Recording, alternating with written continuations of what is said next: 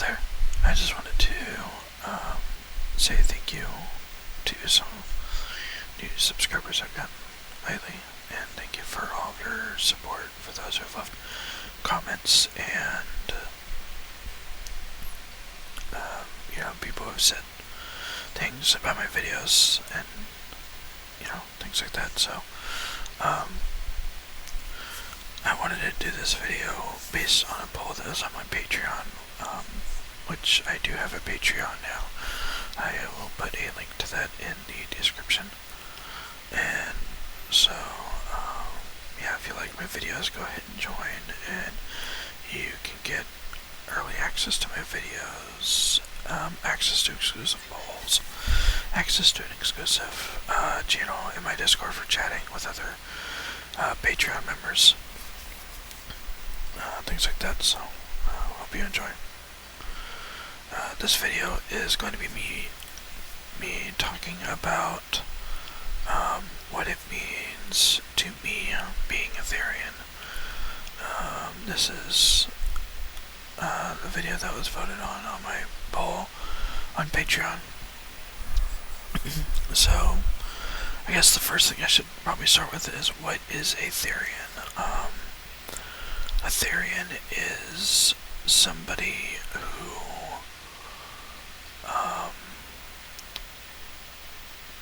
how do I say this? Somebody who identifies as being a terrestrial animal. It could be spiritual in nature. Some people are therian because of a spiritual connection. Others are not.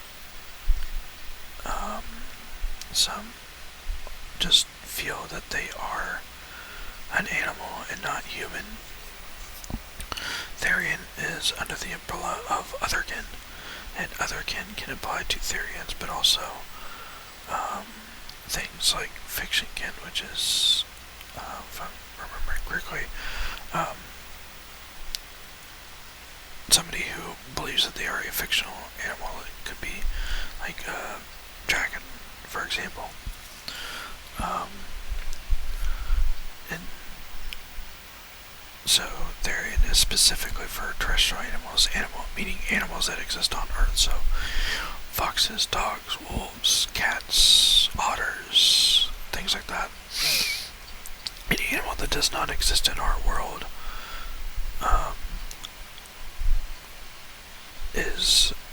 falls under otherkin, and there's other types of kins too. There's object kin, which is where you identify as an object, or I think there's another one specifically for toys, like plushies and things like that.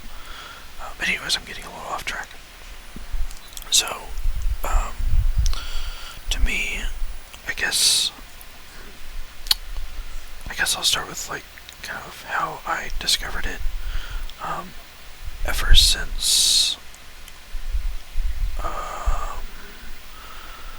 sometime after I graduated high school, so maybe 2012 or 2013 is when I started learning about what therians are, but I didn't really know much about them, and the only thing I knew is that, these people are weird, they think they're animals, blah blah blah, things like that. As I, prior to openly joining the furry community, I was pretty heavily into cringe culture and stuff like that on Reddit, so I had a very skewed view of what therians are and things like that. So I've grown past that now, and maybe a few years ago I learned what therians actually are and started thinking, well, I feel like me liking foxes is more than just liking them. I started thinking back to some behaviors I exhibited when I was younger, such as sometimes I'll just randomly make animal noises, or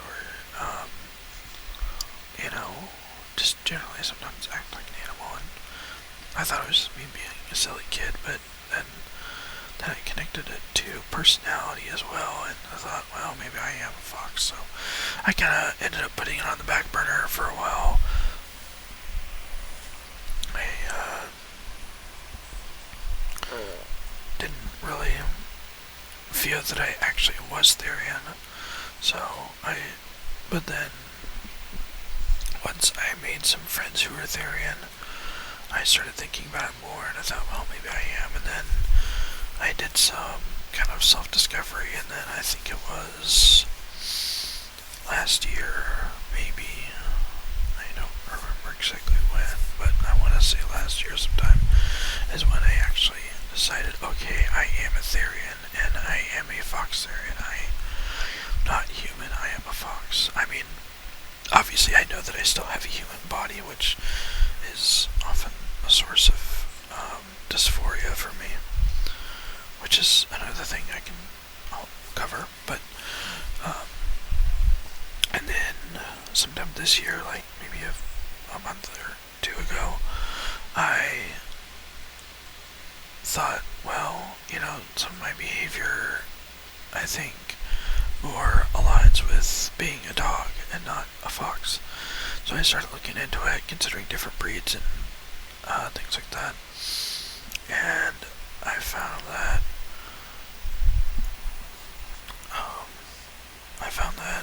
well, maybe I'm actually a dog, and so I kind of thought about that for a while. Finally came to the conclusion, just pretty recently here, within the past week or two, that, okay, yeah, I think I am a dog. I am a golden retriever and not a fox, but I do consider myself other-hearted towards foxes, so other-hearted is like when you strongly identify with an animal greater than surface level, but you don't identify with being that animal, if that makes sense. Kind of like, how furries are with their persona, but on a stronger level. So, yeah. So that's kind of where I am now. I am a golden retriever therian, and I've identified with being a golden retriever for only a couple of weeks now, but the more I think about it, the more I feel that this is right for me. Sometimes I do get species dysphoria. Sometimes it's just a general dysphoria around not being a dog physically. Sometimes I'll get dysphoria over certain things, like not having fur, or not having a tail, not having ears, canine ears, or not having a snout. Things like that. So, I have to, it becomes pretty distressing sometimes. I have had some serious crying fits over it. It's sent me into really bad spirals, anxiety spirals, and has unfortunately led to suicidal ideation in some cases. But I'm doing better now. I'm undergoing therapy and taking medication, so hopefully that won't come back anymore. Let's see what else. I guess there may be some questions, and I'll try to answer them as best I can in the comments. There's a lot of information out there on what is a therian and being a therian is like. I'll link a Twitter thread in the description so you can read more about it after this video. I think there's another thing that comes up a lot with being a therian, and that's a sort of imposter syndrome almost, like, because there's so many different aspects to being a therian. There's so many different things that some people experience and some people don't. There is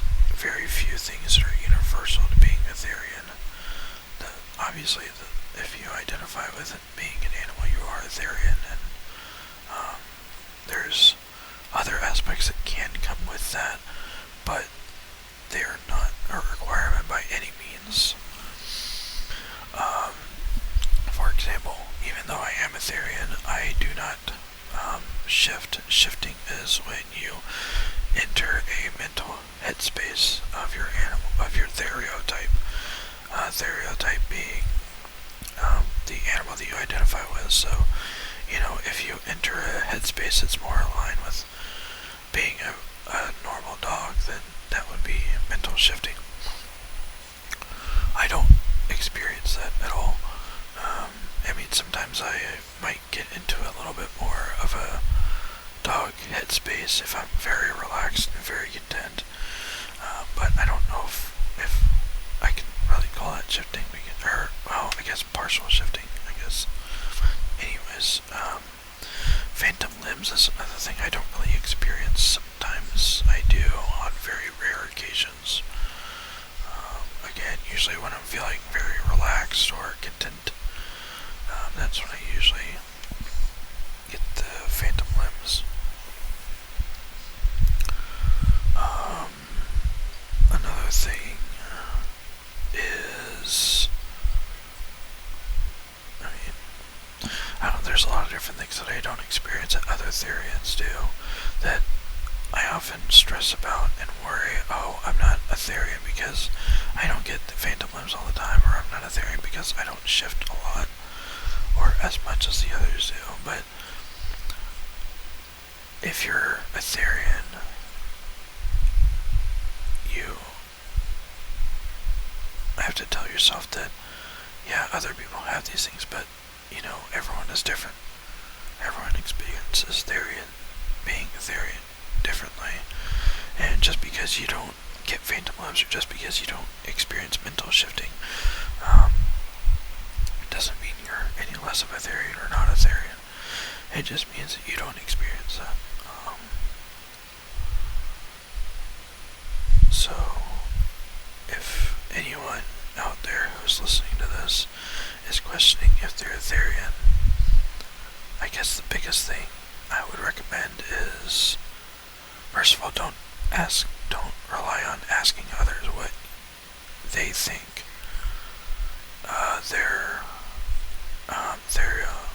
what your stereotype is, or what they think about you being a therian, because that's something that you have to decide on your own. You can't have somebody else tell you if you're a therian, or have somebody else tell you what your stereotype is, because then it wouldn't be you. Would you ask somebody what your gender identity is, or would you name yourself based on somebody else's name for you? It wouldn't be you. So when you're considering if you're being a therian, you have to discover for yourself. It might help to get advice from others on, or an outside perspective, like, hey, do you think this fits me?